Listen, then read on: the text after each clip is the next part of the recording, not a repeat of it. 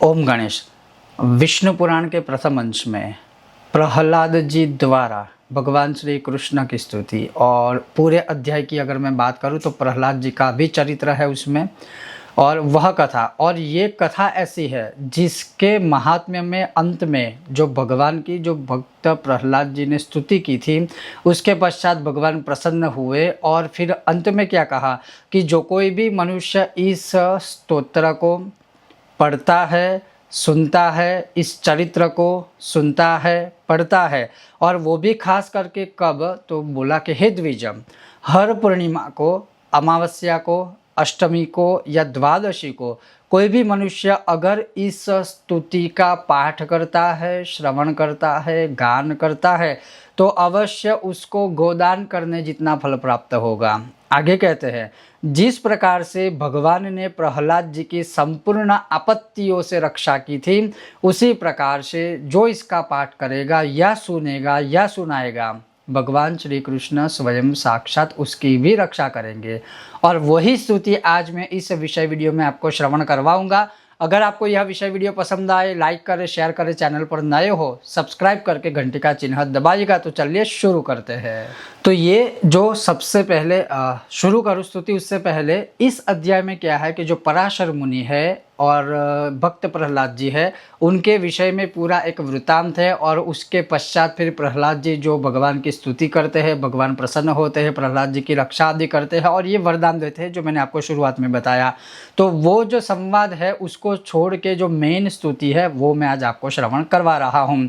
ओम प्रहलाद उवाच ओम नमः परमार्थार्थ स्थूल सूक्ष्मक्षराक्षर व्यक्ताव्यक्त कलातीत सकलेश निरंजन गुणांजन गुणाधार निर्गुणात्मन गुणस्थित मूर्ता मूर्त महामूर्ते सूक्ष्ममूर्ते स्फुटास्फुट कराल सौम्य रूपात्मन विद्या अविद्यामयाच्युत सदसद्रूप सद्भाव सदसद्भाव भावन नित्या नित्य प्रपंचात्मन निष्प्रपंचामलाश्रित एकानेक नमस्तुभ्यं वासुदेवादिकारण यः स्थूल सूक्ष्म प्रकट प्रकाशो यः सर्वभूतो न च सर्वभूतः विश्वं यतश्चैतद्विश्वहेतुर्नमोऽस्तु तस्मै पुरुषोत्तमाय।